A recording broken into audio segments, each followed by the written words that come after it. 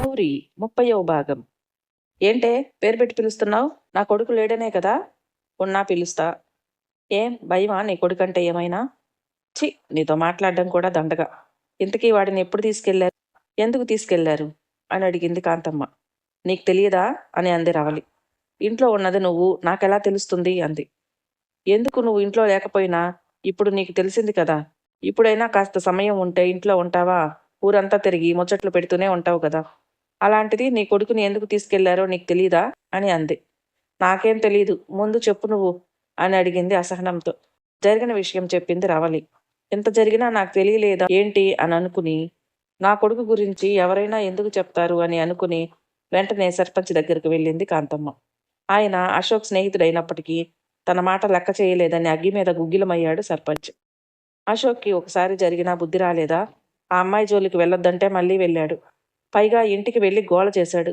ఇదివరకే ఎలాగోలాగా సర్ది చెప్పి క్షమాపణలతో సరిపెట్టాను. ఇప్పుడు ఈ విధంగా పోలీస్ స్టేషన్కి తీసుకెళ్ళింది. ఇలాంటి కేసుల్లో తీసుకెళ్లగానే బాగా కొడతారు. వాడికి బుద్ధి రావాల్సిందే ఈసారైనా అని అన్నాడు. ఎలాగైనా కాపాడమని అడిగింది కాంతమ్మ. పర్లేదమ్మా, ఒక్కరోజు ఉండని. ఆ భయంతో అయినా తర్వాత నుంచి ఆ అమ్మాయి జోలికి వెళ్లకుండా ఉంటాడు. అది వాడికే మంచిది అని కాంతమ్మ ఎంత అడుగుతున్నా కూడా వినిపించుకోకుండా వెళ్ళిపోయాడు సర్పంచ్. అలా ఆ రోజు పోలీస్ స్టేషన్లో అశోక్కి బాగానే దెబ్బలు పడ్డాయి. దెబ్బ రుచి ఎవరికైనా ఒకేలా ఉంటుందా? ఇంకా చెప్పాలంటే సుకుమారంగా ఉండే మగవులకు చాలా ఎక్కువే. పశువులను కొట్టినట్టు భార్యలను కొట్టడం ఏంటి? వాడి భార్యను వాడు కొట్టుకున్నాడు అంటూ ఈ లోకం సమర్థింపు ఏమిటి? మరుసటి రోజు గౌరీని పిలిపించాడు సర్పంచ్. కాంతమ్మను కూడా పిలిపించి, నా చేతుల్లో ఏమీ లేదు, నువ్వే గౌరీని క్షమించమని అడిగి కేసు వెనక్కు తీసుకోమని వేడుకో అని చెప్పటంతో కాంతమ్మ వెళ్ళి గౌరీ చేతులు పట్టుకుని, ఇవి చేతులు కావు, కాళ్ళు అనుకో అని ఏడ్చేసింది. నీలాగా నీ కొడుకులాగా మిగిలిన వాళ్ళు కూడా మనుషులే అని నువ్వు తెలుసుకో ముందు. ఆ రోజు నువ్వు ఎలా ఎవరి చేతిలో పట్టుకుని అడగాల్సిన అవసరం లేదు అని కాంతమ్మ మీద జాలి కలుగుతుంటే సర్పంచ్ వెంట వెళ్ళటానికి ఒప్పుకుంది. గౌరీని తీసుకెళ్లి కేసు వాపస్ తీసుకునేలాగా చేశాడు సర్పంచ్. అప్పటికే అశోక్ ఒళ్ళు హోనమైపోయింది. కనీసం నడవలేని స్థితిలో ఉన్నాడు. అశోక్ దగ్గరకు వెళ్ళి, నువ్వు నాకు అన్యాయం చేసినా నా బ్రతికేదో నేను బ్రతుకుతున్నాను. నా పిల్లల కోసం నేను నా జీవితాన్ని సాగిస్తున్నాను. అడవిలో క్రూర మృగాల మధ్య అయితే లేను కదా. సమాజంలో మనుషుల మధ్యనే ఉన్నాను. అలాంటి మనుషుల సహాయం తీసుకునే హక్కు కూడా నాకు లేదా? ఎందుకు ఇలా నన్ను ఏడిపించుకు తింటావు? వద్దన్నా నా జోలికి వచ్చి నన్ను క్రూరురాలిలాగా మారుస్తున్నావు. దయచేసి ఇంకోసారి నా జోలికి రావద్దు. ఇంకొకసారి నా జోలికి వస్తే మాత్రం ఈసారి మీ అమ్మ మీద జాలి చూపించినట్టు ఇంకొకసారి మాత్రం చూపించను. కేసు మాత్రం వెనక్కి తీసుకోను, జాగ్రత్త అని బెదిరించి వెళ్ళిపోయింది గౌరీ. కాంతమ్మ కూడా అశోక్ని తిట్టింది. ఎందుకురా ఇలా చేస్తున్నావు? గౌరీ ఎలా పోతే నీకేంటి? తన గురించి పట్టించుకోవద్దు అని.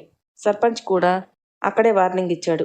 నువ్వు ఎంత నా స్నేహితుడైనా ఇంకొకసారి ఇదే విషయంలో ఇలాంటి తప్పు జరిగితే మాత్రం నేను నీకు సహాయం చేయను అని ఖచ్చితంగా చెప్పేశాడు.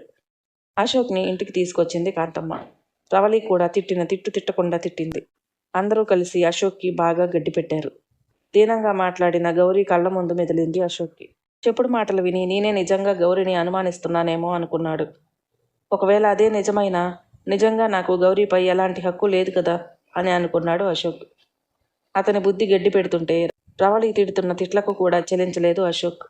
ఇంటికి వచ్చిన తల్లిని చుట్టేసుకుంది నందిని. అమ్మ, అందరి ఇళ్లల్లో ఇలా ఉండదు కదా, మన ఇంట్లోనే ఎందుకు ఇలా జరుగుతుంది?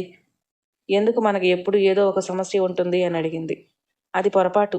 సమస్య లేని ఇల్లంటూ ఉండదుమ్మా. కాకపోతే మనకు వచ్చింది కదా సమస్య, అది మనకి పెద్దగా, పక్కోటిది చిన్నగా కనిపిస్తుంది. ఇలాంటి సమస్యలు ఎన్ని వచ్చినా వాటిని దాటుకుంటూ వెళ్ళటమే జీవితం. అంతటి మనోనిబ్బరం కూడా ఉండాలి అని ధైర్యం చెప్పింది నందినికి. నందిని గాయం కొంచెం తగ్గాక 2 రోజుల తర్వాత స్కూల్కి పంపించింది గౌరీ. దెబ్బలతో పాఠశాలకు వచ్చిన నందినిని చూసి తన గదికి పిలిచింది ప్రిన్సిపల్. ఏంటి నందిని, ఏమైంది నీకు? నీ తలకా గాయం ఏంటి అని అడిగింది. జరిగిన విషయం మొత్తం చెప్పింది నందిని. గౌరీ కథ విన్న ప్రిన్సిపాల్ మేడంకి కళ్ళలో నీళ్లు చేరేవి. ఆడపిల్లలకు సమస్యలు స్పందించే సున్నిత హృదయం ఆమెది. ఆవిడ మునుపు వసుధ పనిచేస్తున్న స్కూల్లో హెడ్ మాస్టర్ కావటంతో విషయం వసుధకు తెలియచేసింది. గౌరీ కథ విన్న తరువాత గౌరీని కలవాలి అనిపించింది వసుధకు. ముందుకు నడిపించాల్సింది నందినిని కాదు, గౌరీని అని అర్థమయ్యింది వసుధకు. అందుకే నందినితో, నేను మీ అమ్మని కలవాలి అనుకుంటున్నాను. ఒకసారి మీ అమ్మకు చెప్పి చూడు. నన్ను మీ ఇంటికి రమ్మన్నా వస్తాను. లేదంటే మీ అమ్మని ఇక్కడికి తీసుకొచ్చినా పర్వాలేదు అని చెప్పింది వసుధ. నందినికి అమ్మని కలవటం ఎందుకో అర్థం కాలేదు. కానీ మేడంని ప్రశ్నలు వేసే వయసు కాదు కదా, అందుకే ఏమీ అడగకుండా సరే మేడం అని చెప్పి వెళ్ళింది. సాయంత్రం ఇంటికి వచ్చాక అదే విషయం గౌరీకి చెప్పింది నందిని. ఆవిడ మన ఇంటి దగ్గరికి రావటం ఏంటి, అంత బాగోదు. నేనే రేపు నీతో పాటు స్కూల్కి వస్తాను, ఆవిడని కలుస్తాను అని చెప్పింది గౌరీ. తర్వాత రోజు నందినితో పాటు నందినితో కలిసి వెళ్ళింది గౌరీ. ఊరి చివరన నందిని కోసం ఎదురు చూస్తూ ఉన్న నందగోపాల్ గౌరీని చూడగానే ఎందుకు కొంచెం భయపడ్డాడు.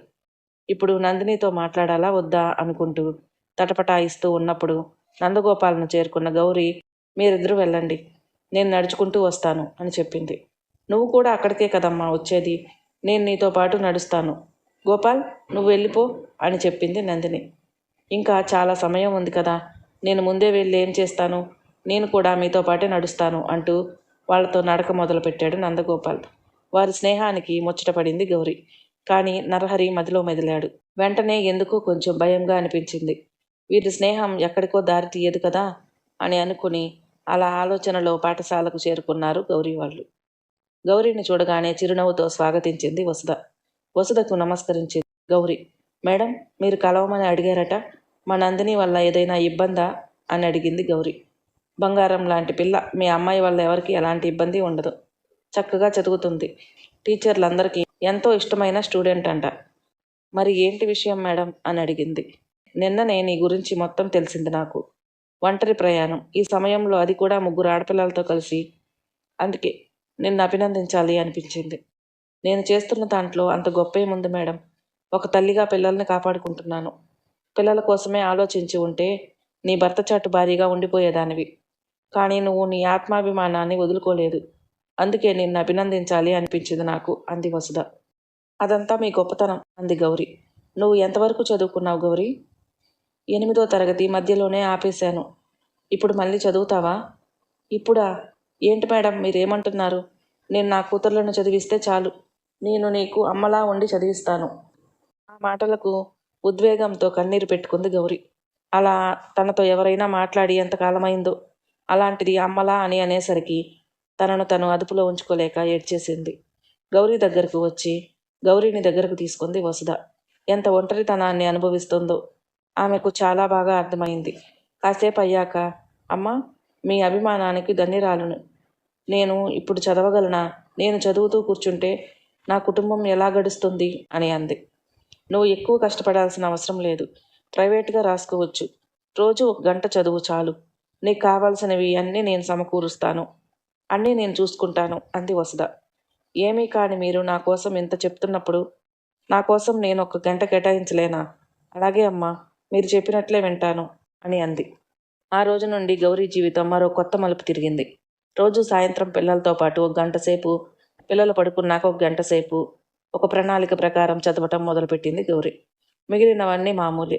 ఆ మధ్యలోనే మోహన్ పెళ్లి కూడా జరిగిపోయింది. అన్నీ తానే జరిపించింది గౌరీ.